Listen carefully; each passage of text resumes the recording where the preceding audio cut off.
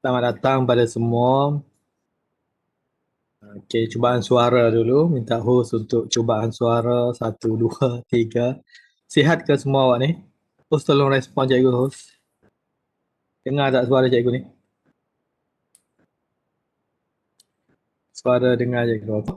Hari ni masih lagi cikgu pilih topik Form 4 lagi.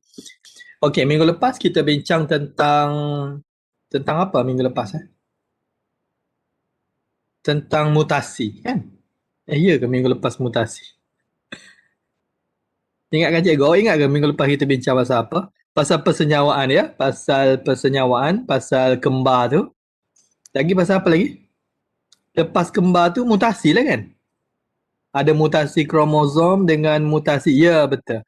Mutasi kromosom dengan mutasi gen. Betul, mutasi kromosom, mutasi gen. Itu bab 3, bab 3 dalam form 4. Hari ni kita nak sebut, kita nak bincang tentang bab 4. Form 4, bab 4, tajuk dia ialah jirim dan bahan. Jirim dan bahan. Sebelum tu, kalau yang kali pertama jumpa cikgu, nama cikgu Cikgu Azam, cikgu conduct kelas sains SPM kan, yang dah ada beberapa kali jumpa cikgu, syukur Alhamdulillah. Kita conduct ini kita polish up saja. Maksudnya ialah cikgu nak bagi tahu apa yang sepatutnya awak tahu dah cukup dah. Kan, kalau tak tahu apa sebelum ni, at least masa kelas cikgu ni tahu minimum tu dah cukup dah. Okey, kalau dah tahu apa yang cikgu cerita sebelum ni ataupun apa pelajaran tu dah tahu sebelum ni, sekarang tu untuk awak top up ataupun untuk awak ingat balik. Cara untuk ingat dia. Macam tu. Boleh. Okey, cikgu teruskan saja. Hari ni kita nak bincang tentang, sekejap cikgu share screen ya. Awak dah makan ke semua ni? Dah ya. Okey.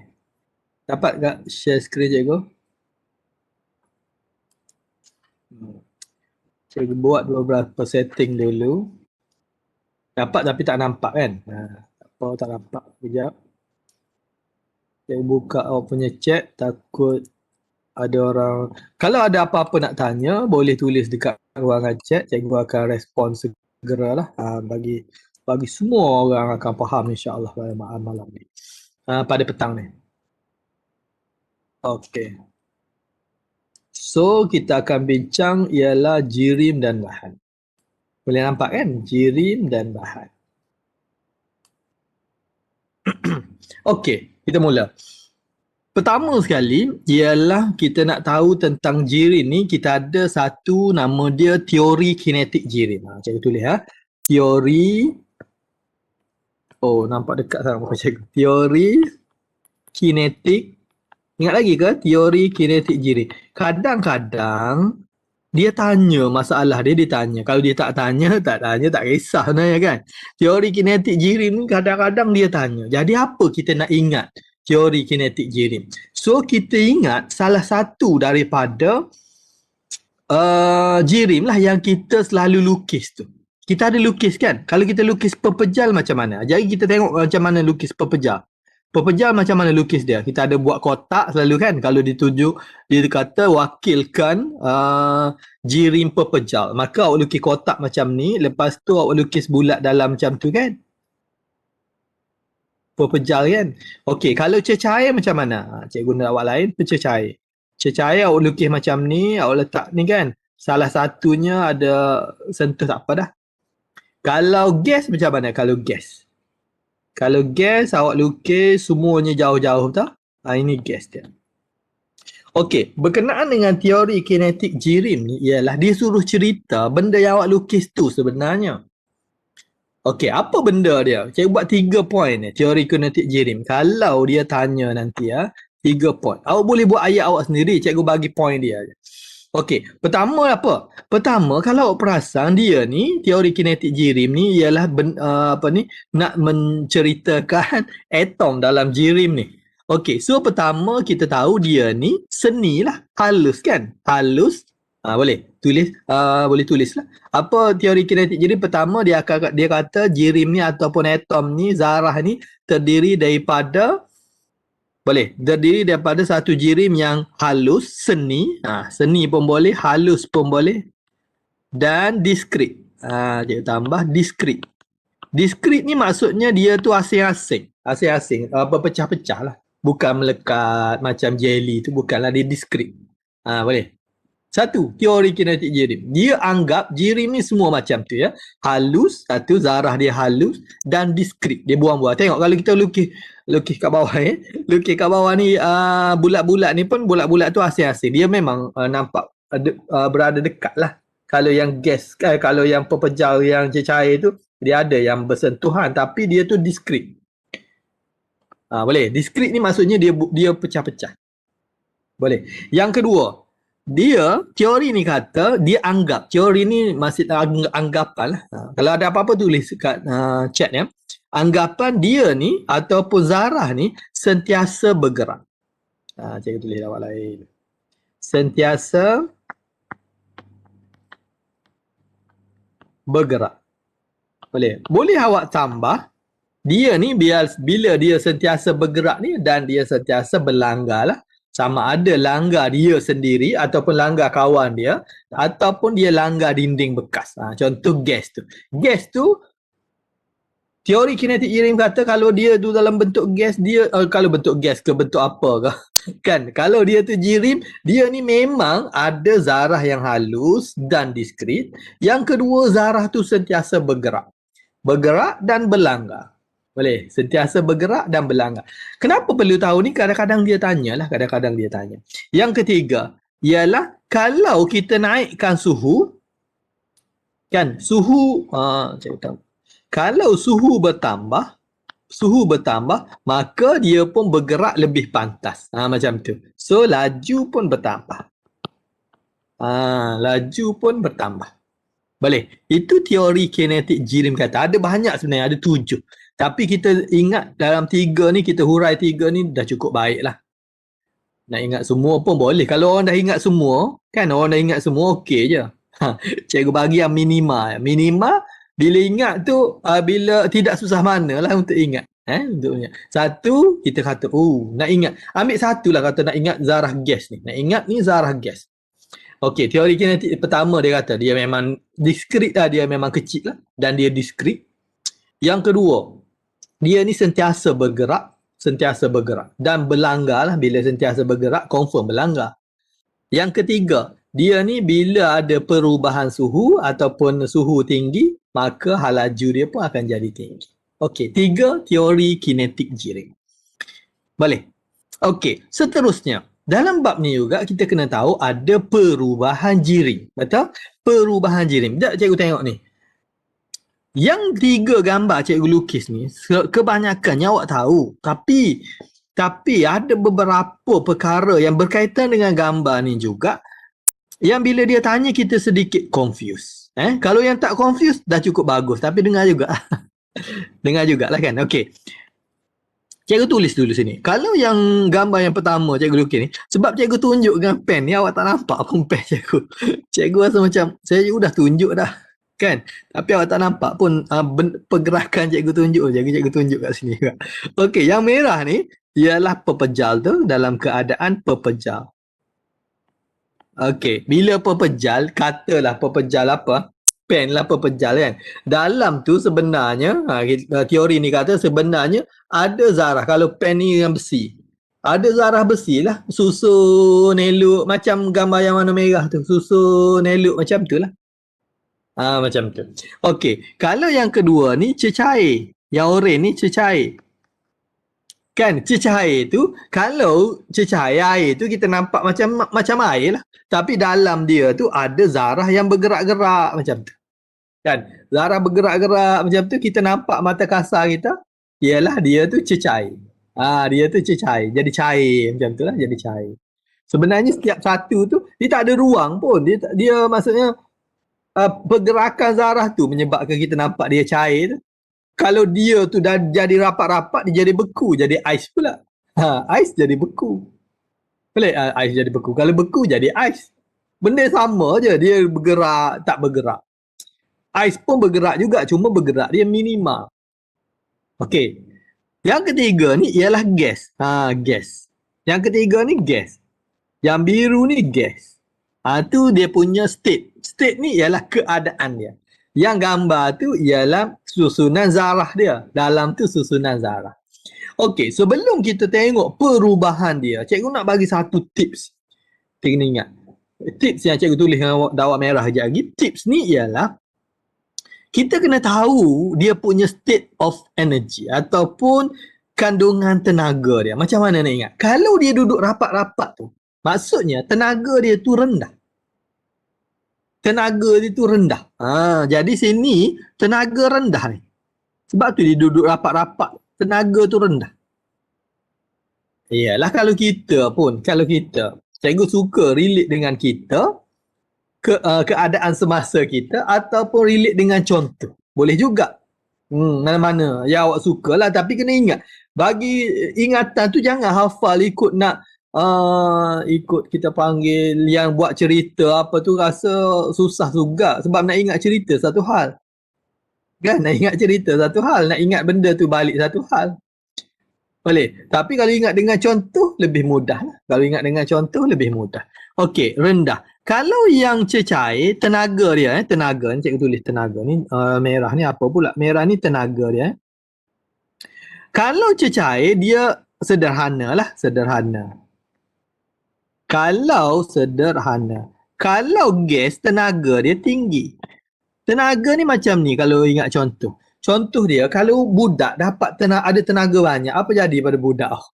Budak ni dia banyak tenaga, dia banyak makan gula. Gula kan, macam makan gula, banyak tenaga. Dia buat apa? Dia berlari, dia bergerak jauh-jauh, dia berlari, bergerak, tak duduk diam. Itu budak. Tu banyak tenaga.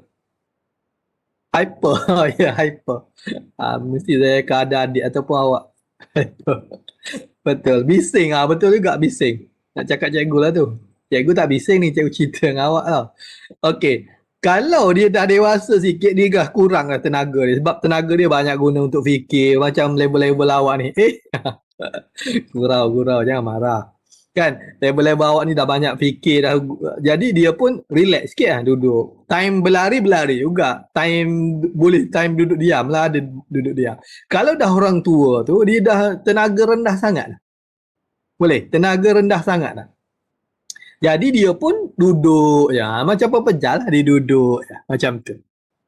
Okey. Gelak pula dia. Okey, seterusnya. Jadi kita pun tengok perubahan tenaga ni, selalu tanya Peksa. Tadi gelak-gelak, sekarang baru tanya Peksa. Tengok cikgu buat dengan dakwat purple. Okey, sekarang kalau pepejal dia nak tukar jadi cecair. Pepejal jadi cair, macam ais jadi air. Kita panggil proses apa? Ais, letak ais tengah panas jadi cair. Melebur. Betul? Kita panggil proses peleburan. Okey, betul. I know. Peleburan. Okey, ingat. Bagus. Peleburan ni jarang orang tak ingat lah. Peleburan. Tapi, biasanya orang tak ingat ialah dia serap tenaga ke dia bebas tenaga. Jadi tengok balik yang warna merah. Warna merah cikgu, pepejal tu dia tenaga sikit. Cecair dia tenaga lebih banyak. Banyaklah tenaga dia. Jadi daripada tenaga sikit, tenaga banyak, mestilah dia mesti serap tenaga. Baru tenaga dia jadi banyak. Tu yang cikgu nak ceritanya. Boleh? Kita nak tahu dia serap atau dia bebas tenaga.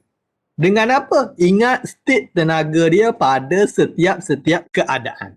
Boleh? Pada masa dia rendah, tenaga pepejal, tenaga dia rendah. Nak jadi tenaga tinggi, mestilah dia serap tenaga, baru dah dia boleh jadi tenaga tinggi. Kau tidak datang dari mana tenaga dia? Kan? Okey, contoh lain. Satu lagi contoh. Contoh, mesti cikgu bagi contoh. Cecair nak jadi gas. Cecair nak jadi gas. Contoh, air kita pun bakar dia jadi masak air. Kita panggil proses apa? Pendidihan, betul? Mendidihkan air. Pendidihan, betul Aina. Pendidihan. Pendidihan Luqman Hakim, betul? Luqman Hakim pendidihan. Maksudnya kita didihkan air. Okey, itu bagus. Sekarang, diserap haba ke bebas haba? Bebas haba ke serap haba? Serap, betul? Sebab daripada tak ada tenaga ataupun tenaga sederhana, jadi tenaga tinggi. Kan dia dah serap haba. Okey, yang kedua, yang kita vice versa pula.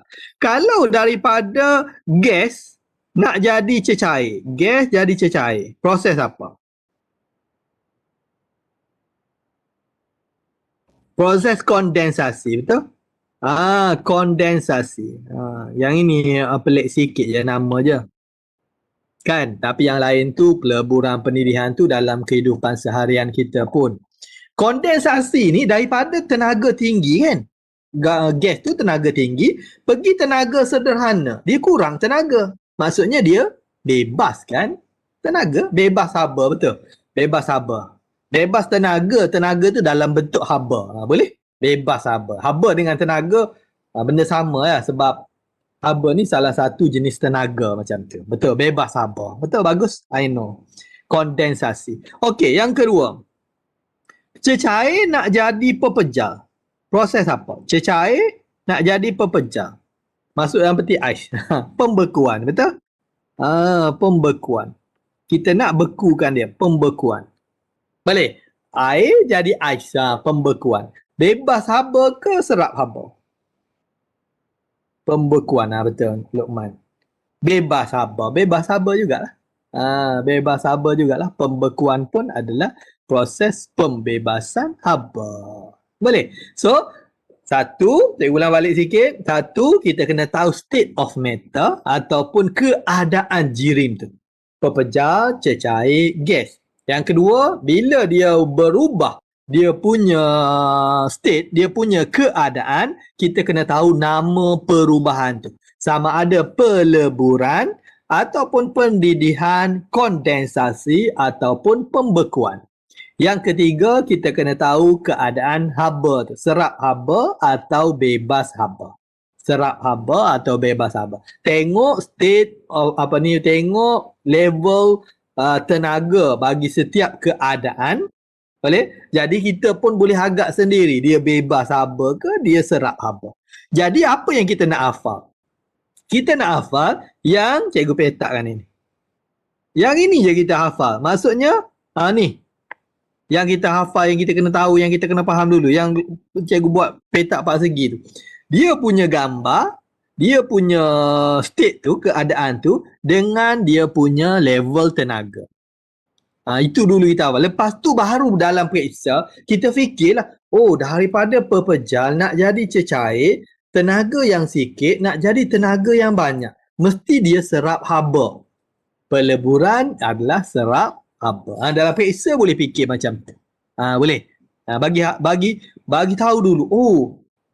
Pepejal ni tenaga dia sikit. Kalau nak ingat macam mana? Macam orang tua tu lah. Nak ingat macam orang tua tu, tenaga dia sikit. Itu dia duduk rapat-rapat tu. Duduk rapat-rapat. Gambar dia kan duduk rapat-rapat macam tu. Kalau sederhana duduk jauh sikit. Kalau tinggi duduk jauh sangat. Gambar dia duduk jauh sangat. Molekul tu duduk jauh sangat. Settle. Ada soalan? Ada soalan ke? Tak ada soalan tak ada soalan. Bagus. Kita pergi yang ke 4.2. Tak ada cikgu. Bagus.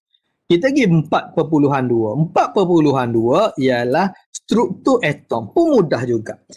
Walaupun mudah, cikgu pilih soalan-soalan ini yang kita dah bincang beberapa minggu ini. Cikgu pilih yang biasanya tanya banyak dalam peperiksaan. Tanya lebih kurang 5 hingga 6 soalan. Objektif.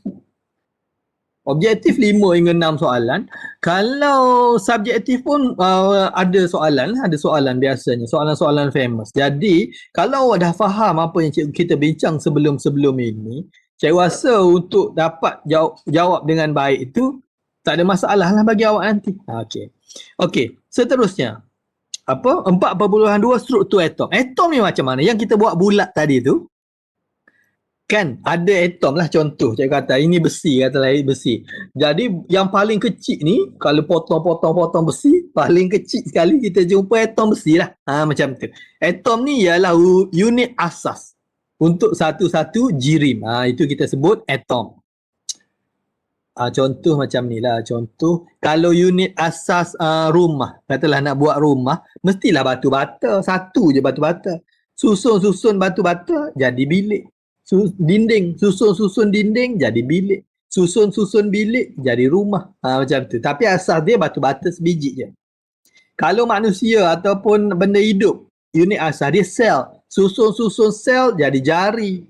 Susun-susun jari, sel ni satu-satu ni siap ni ada sel lah ni. Ada juta, puluh juta sel ni.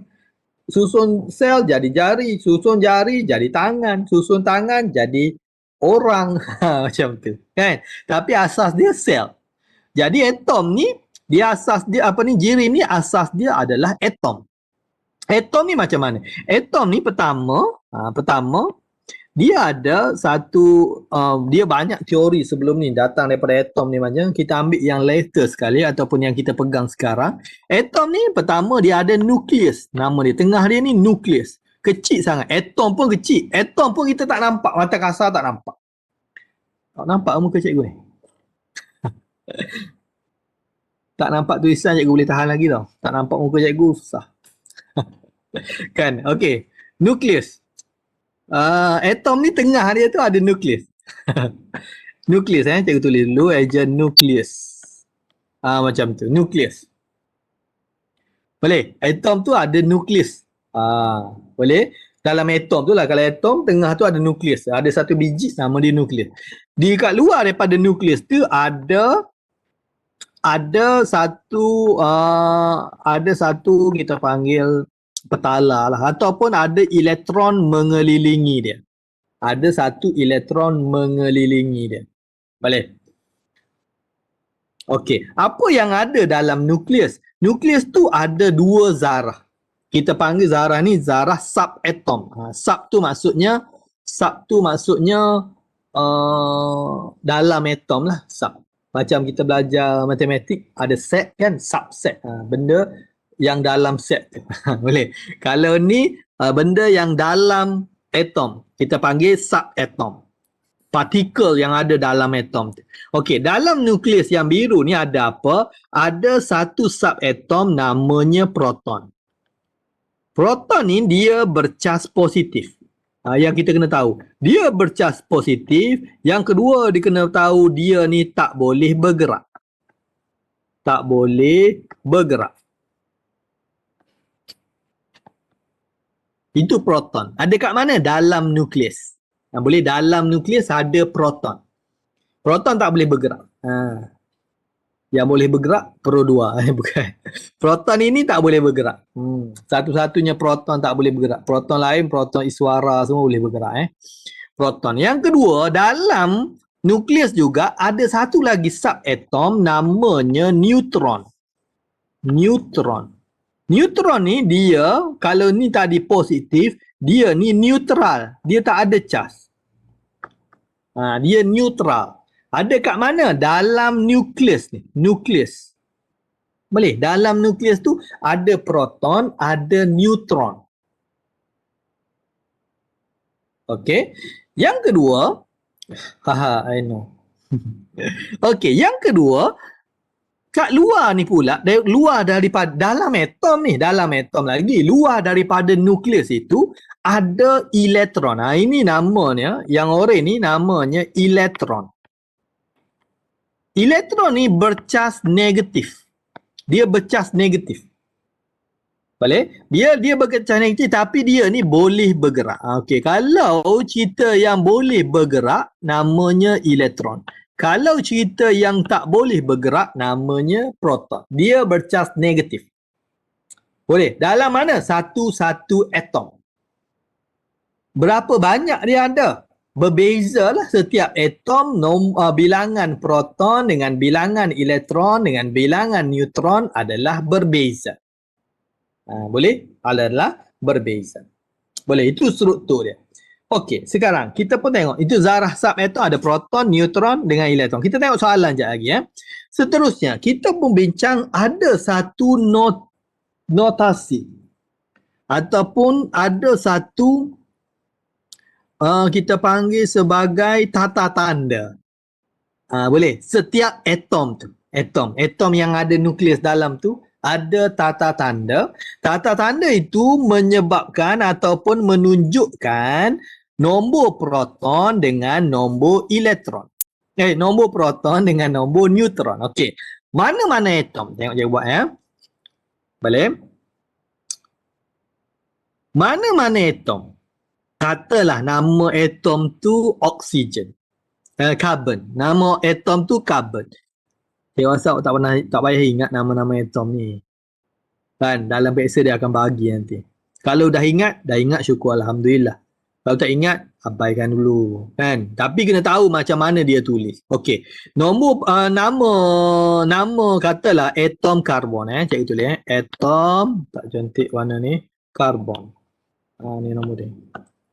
Boleh. Simbol dia akan ada simbol. Simbol atom karbon ni biasa dia akan tulis, bukan biasa, mesti dia akan tulis C. C tu ialah simbol untuk atom karbon. Lepas pada simbol atom karbon macam tu, dia pun tulis nombor. Dia akan ada dua nombor. Satu nombor besar, satu nombor kecil. Kalau atom karbon, dia akan tulis 12, 6 macam ni. Boleh? Okey, satu nombor besar, satu nombor kecil. Nombor besar tu, kita pun tengok, okey. Nombor besar tu, yang nombor belah besar ni, ayat cikgu semua ayat kampung-kampung. Bagi awak faham je. Boleh? Bagi awak faham je. Nombor yang besar ni, ialah kita panggil sebagai nombor nukleon. Nombor nukleon.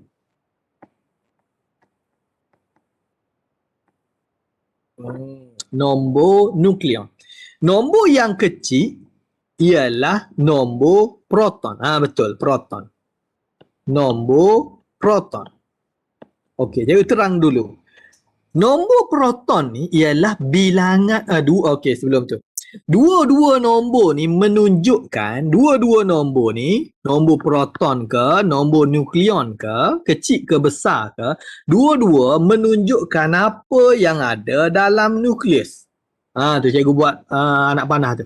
Apa yang ada dalam nukleus. Bukan dalam atom, dalam nukleus asal. Boleh. Notasi itu ataupun nombor itu menunjukkan apa yang ada dalam nukleus. Nukleus atom. Okey. Kalau dia tu nombor proton. Kalau dia tu nombor proton ni. Maksudnya berapa biji proton yang ada dalam ni.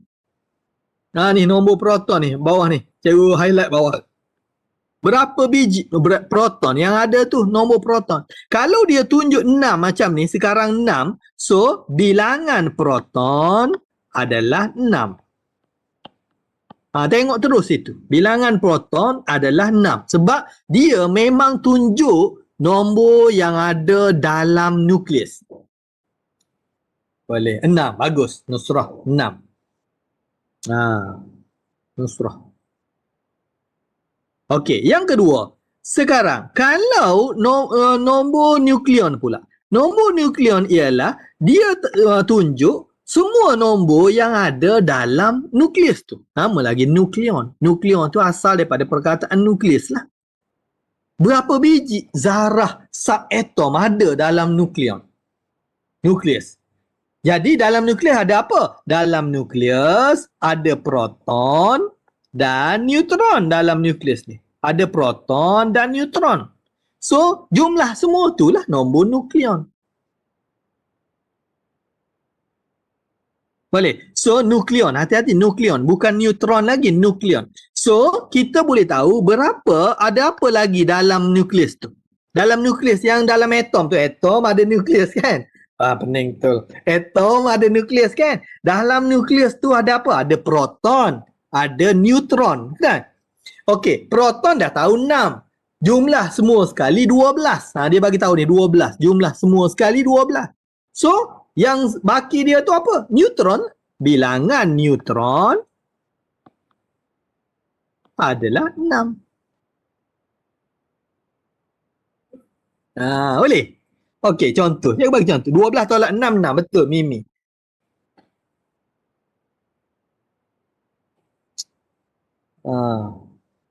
Lebih 18 apa tu? Okey, boleh. Contoh, cikgu bagi contoh satu lagi. Ni jawab ramai-ramai.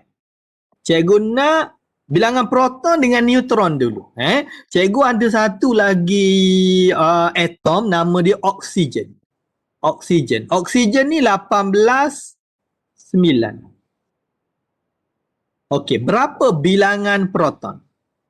Oh, kenapa kena tolak? Sebab, okey, kenapa kena tolak? Sebab 12 ni, 12 ni semua. Semua sekali. Dalam nukleus tu semua sekali ada 12. 6 daripadanya adalah proton. So, berapa lagi baki? 12 tu kena tolak 6, dapat 6 lagi. Semua sekali ada 12. 6 proton. Bawah tu ditunjuk nombor proton, 6 proton. Okey, nukleon bilangan, bukan bilangan nukleus, bilangan neutron tambah bilangan proton. Nukleus tu tempat dia duduk tu. Okey, boleh. Cuba sekali lagi yang ni. Oksigen, berapa bilangan proton? Bilangan proton dapat dah 9. Kan? 9. Okey, 9 proton. Dalam tu semua ada 18. Berapa lagi yang neutron tu? 18 tolak 9? 9 juga, betul. Bilangan neutron adalah 9. Faham? Boleh faham ke tadi? Siapa tadi? Yang tak faham tadi boleh komen tak? Faham ke tak faham sekarang? Yang atas total semua. Yang bawah bilangan proton. So, nak tahu neutron sebab dua-duanya total tu berada dalam nukleus. Okey, boleh cikgu. Alhamdulillah. Baru faham. Okey, Alhamdulillah. Thank you. Okey, sama. Boleh. Okey. Yang ketiga, satu lagi. Ialah bilangan elektron. Elektron ni kat luar. Elektron ni kat luar. Dia sebenar elektron ni, dia tak tunjuk nombor kat sini. Cuma, saya ulang, elektron ini dia tak tunjuk nombor kat situ. Sebab yang tunjuk nombor tu semua benda dalam nukleus. Elektron kat luar nukleus. Dalam atom. Cuma luar nukleus. Okey, atom dengan nukleus ni macam mana? Contohnya, peher-peher. Peher ke peher? Peher. Orang Kelantan Nusrah ni. Okey. Apa tadi? Atom ni macam mana? Atom ni macam buah. Katalah buah famous sekarang. Buah mata kucing lah famous sekarang kan. Musim dia. Buah, dalam tu ada biji. Betul? Atom tu buah. Biji tu nukleus. Semua nombor tadi merujuk kepada apa yang ada dalam biji. Boleh dalam biji mata kucing. Kat luar ada lagi isi. Isi tu ialah elektron. Itu luar. Luar daripada nukleus lah. Okey, sekarang elektron pula. Bilangan elektron ini untuk atom ya, untuk atom. Form 4 untuk sains biasa ni kita bincang pasal atom je. Bilangan yang kita panggil elektron, dia mesti sama dengan bilangan proton. Sebab tu dia neutral. Atom-atom ni dia neutral. Betul tu? I know. Bilangan elektron sama dengan bilangan proton. Boleh. So, kalau dalam kes ni sama 6 lah. Sama dengan 6. Elektron dengan proton sama. Betul. Nusrah, betul. Elektron dengan proton sama. Kalau dalam kes ni, bilangan elektron dia berapa? 9 lah. Sama dengan bilangan proton. Tengok sama dengan bilangan proton. Boleh? Okey. Seterusnya, kita tengok soalan dulu. Kita tengok soalan dulu.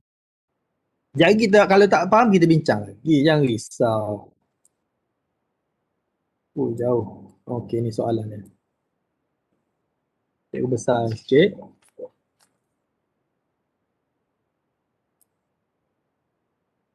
Okey, cikgu ambil soalan-soalan SPM. Dia tanya, menunjukkan satu proses melibatkan perubahan jirim. Perubahan jirim. Sekarang iodin, kalau satu sama semua ke bilangan cikgu, ke cikgu Bil? Kalau satu sama, cikgu boleh ulang kira nukleon tak? Sekejap. Cikgu naik Rabiha. Saya kurang faham. Okey, tak apa. Sekejap ya, Lokman. Kalau satu sama, semua sama ke? Ke cikgu bilangan? Oh, tak. Tak semestinya sama. Yang tadi tu nasib kita dapat sama. Nasib kita dapat sama. 666, 999. Cikgu rasa tu dia punya soalan. Tak semestinya sama. Kan? Jadi, bilangan neutron tu kena tengok bilangan proton. Cikgu bagi contoh satu. Contoh satu yang lain. Satu ni contoh isotop. Tak apa, isotop. Isotop karbon. Ada karbon, satu karbon tu, karbon 14,6. Ada satu karbon tu 14,6. Ada contoh yang lain jawapan dia jaga. Ni cikgu buat contoh yang lain. Okey, sekarang ni Luqman dengar juga ya, Luqman. Okey, sekarang cikgu kata, ni pertama yang kecil ni ialah bilangan proton. So kita boleh tahulah terus, bilangan proton adalah 6. Okey. Yang kedua, bilangan neutron. Okey, dengar ni semua. 14 ni apa? 14 ni jumlah semua subatom dalam nukleus. 14 semua. 6 daripadanya proton. Berapa lagi lebih? 8 kan? 8 tu apa? 8 tu neutron. Jadi bilangan neutron adalah 8. Boleh? Saya ulang lagi. Jumlah semua dalam nukleus ni, dalam nukleus atom tu, ada 14 benda. 14 subatom. 14 partikel. Bawah tu ditulis 6 daripadanya adalah proton. 6 proton. Ni memang ni. Yang cikgu bulat ni. 6 ni memang proton. Proton dia bagi bilangan 6. Lebih dari berapa lagi? 14 tolak 6. 14 tolak 6 adalah 8. Kan? 8 tu apa? 8 tu neutron lah. Sebab dalam nukleus ada proton, ada neutron je. Dua benda tu je ada. Jadi 8, 6. Tengok beza nombor. Okey. So kalau dia suruh cari, dia memang akan kasih dua maklumat. Betul. Dia akan kasih ni nombor ni. Nombor ni kita panggil sebagai notasi ataupun tata tanda atom. Atom. Tata tanda atom lah. Ataupun simbol atom. Okey, seterusnya dalam kes ni, kalau dia nak bilangan elektron, bilangan elektron berapa? Bilangan elektron kena tengok bilangan proton. Ada siapa tulis tadi? Sama. Jadi jawapan dia 6. 6, bagus. Betul, 6. Boleh. Luqman okey ke Luqman? Yang tadi tanya Luqman dulu. Luqman okey ke? Yang kedua? Yang kedua, siapa tanya tadi? Rabihah. Luqman dengan Rabihah okey ke? Apa tadi? Okey, alhamdulillah Luqman okey. Bilangan neutron 14, bilangan proton 6, bilangan betul. Betul tu Mimi. Betul. Alhamdulillah. Luqman okey, Rabihah okey, alhamdulillah. Okey. Sekarang kita pergi pada betul macam nikah tu betul Mimi. Okey, dia kata menunjukkan satu proses melibatkan perubahan jirim. Tengok sekarang dia ni daripada pepejal, dia tukar jadi cecair. Sini pepejal, cecair apa? Wap. Pepejal jadi wap. Apa nama proses? Pepejal jadi cecair kan? Cecair jadi wap kan? Gas. Jadi pepejal jadi gas. Alah, pepejal jadi gas terus. Pemejal wapan, betul. Cikgu besarkan. Minta besarkan untuk recording. Okey. Sekarang pepejal jadi gas. Kita kata tadi pemejal wapan. Pemejal wapan. Pepejal jadi gas. So jawapan dia adalah B. Tak nampak. B. Pemejal wapan. Pemejal wapan ni maksudnya pepejal. Tadi pepejal. Cecair. Gas kan? Kalau pepejal ni lompat terus jadi gas, kita panggil pemejal wapan. Kalau ataupun gas, lompat terus jadi pepejal, pemejal wapan juga, sama nama. Cuma serap dengan bebas haba tu bezalah. Okey, cikgu tanya. Yang warna oranye ni, bebas haba ke serap haba? Yang warna oranye. Pemejal wapan dua-dua ni, pemejal wapan yang oranye. Yang anak panah oren. Kan ada tu anak panah oren. Nampak ke? Serap haba, betul. Sebab gas tu dia dah jadi banyak haba. Budak-budak tadi kan makan gula banyak. Jadi dia serap haba. Kalau yang purple bebas haba. Daripada tenaga banyak jadi tenaga sikit. Dibebaskan haba tu jadi tenaga dia sikit. Betul. Betul Aina. Bebas. Kenapa serap cikgu? Kenapa serap? Sebab daripada pepejal jadi gas. Cikgu tulis tadi. Mungkin awak masuk lambat sikit. Pepejal jadi gas. Tadi pepejal tu tenaga dia sikit. Gas tenaga dia banyak. Betul? Jadi tenaga sikit nak jadi tenaga banyak. Mestilah dia serap haba. Boleh? Mestilah dia serap haba. Proses tu penyerapan haba. Boleh? Okey, nombor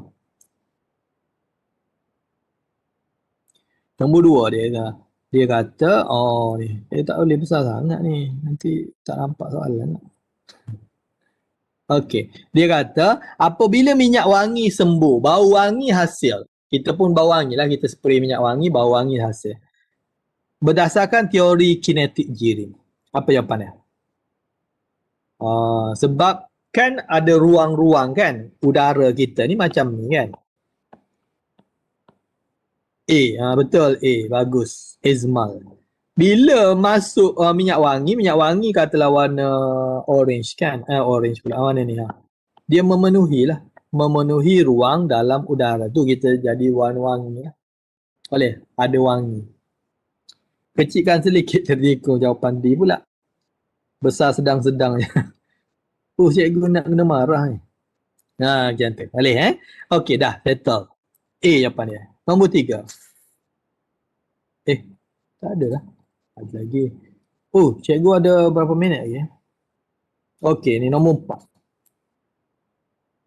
Dia kata, tengok betul-betul ni. Kita tengok nombor 4. Dia kata, maklumat menunjukkan satu zarah subatom. Okey, zarah subatom. Dalam kepala kita, bila dapat zarah subatom, mesti dia ada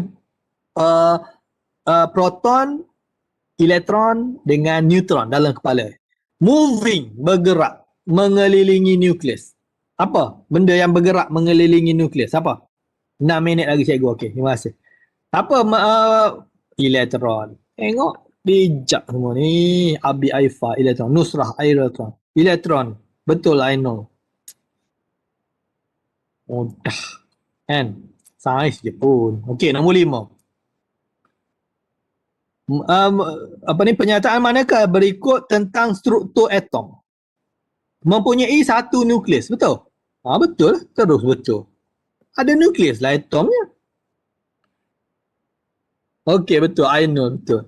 Neutron bercas negatif. Betul, neutron. Kita tengok. Neutron bercas negatif ke? Tak, neutron ni dia tak ada cas. Neutral. Neutron, neutral. Nukleus terdiri daripada proton saja, tak? Kan, nukleus ni terdiri daripada apa? Nukleus. Saya tanya, nukleus terdiri daripada apa? Proton dengan? Yes. Neutron. Proton, neutron. Betul. Neutron dengan proton. Betul, I know.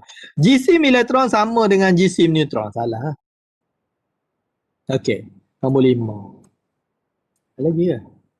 Dah sabar. Nombor 6. Yang nombor 6. Soalan SPM ni mudah-mudah je. Okey. Menunjukkan struktur atom X, dia kata. Atom X. Tak tahu atom apa. Yang manakah benar mengenai neutron? Neutron bergerak mengelilingi nukleus. Salah. Neutron mana boleh bergerak? Betul? Neutron terletak dalam nukleus. Betul? B. B. Boleh? Mempunyai 3 neutron. Salah. 4 neutron. Neutron bercah positif. Salah. Okey, B. Nombor 6. Nombor 7. B. Okey, betul. Bagus. Semua bagus ni. Semua memang masuk kelas ni memang budak pandai-pandai ni. Kan? Saya doakan semua. Itu ada host tanya tu. Awak jawab host tanya tu. Okey, nombor 6. Maklumat ciri satu zarah subatom bercah positif. Apa bercah positif? Satu benda bercah positif apa? Proton. B. Cikgu ada 3 minit lagi. Kelas petang. Luqman jaga kelas petang. Host. Malam tuition. Betul juga Okey, nombor 8. Okey, tengok nombor 8. Satu lagi, 3 minit je. Unsur yang manakah ada isotop? Isotop kita tak sentuh. Isotop ni ialah dia nombor proton sama, nombor neutron dia beza. Kena tengok nombor proton sama, nombor neutron dia beza. So, Q dengan R lah. C. Boleh, nombor 8 C. Okey, nombor 9.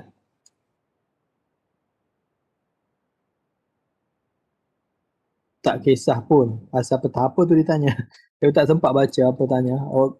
Awak chat je lah dengan host tu. Okey, seterusnya nombor 10. Okey, tengok ni contoh. Contoh nombor 10, last sekali. Nombor 10 last. Dia kata, menunjukkan satu unsur dalam jadual berkala. Tengok jadual berkala FE, Ferrum 2656. Berapa bilangan elektron bagi tersebut? Berapa bilangan elektron? Cikgu. Betul?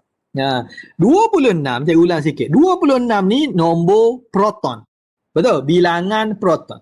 56 semua sekali proton tambah neutron. Dia nak bilangan elektron. Elektron ni sama dengan bilangan proton. So 26 sama bilangan proton. Dan 26 ni bilangan proton. Cuma elektron ni sama dengan bilangan proton. Dia tak tunjuk nombor bilangan elektron. Boleh ya? Okey, 2 minit lagi. Sampai situ dulu untuk cikgu hari ni. Kan? Cikgu sebenarnya tak sihat sangat hari ni. Tapi untuk awak semua cikgu gagahkan diri. Tak nampak tak sihat kan? Nampak okey kan? Ke nampak tak sihat? Nampak okey. Okey. So cikgu boleh ulang soalan nombor 10. Okey, boleh? Sikit lagi. Sempat ke tak sempat? Okey. Nombor dia bagi tata tanda macam ni. Okey, bagus. Soalan Luqman. Dia bagi tata tanda macam ni. Ingat cikgu kata, lambat sikit tak apa. Tak boleh. Dia habis masa. Cikgu okey je.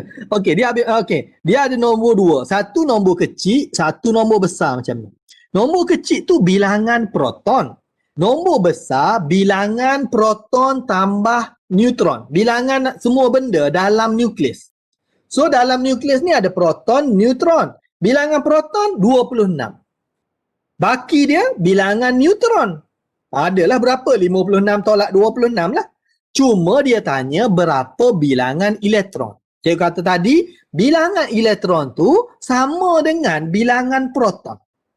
Boleh? Bilangan elektron sama dengan bilangan proton. So, kita pun tengok, oh bilangan proton 26. Bilangan elektron pun 26. Dia sama dengan bilangan proton. Yang ini bilangan proton. Cikgu tulis sikit ya. Yang ini bilangan proton tambah neutron. Neutron. Cantik tulisan cikgu kan. 26 tu bukan bilangan semua ke cikgu? Ya, bilangan semua. 26 tak. Tengok yang kecil. Nombor kecil tu bilangan proton. Duduk atas bawah tu lain-lain kadang-kadang. Cikgu tak suka untuk cakap atas, nombor bawah. Tengok nombor kecil, nombor besar.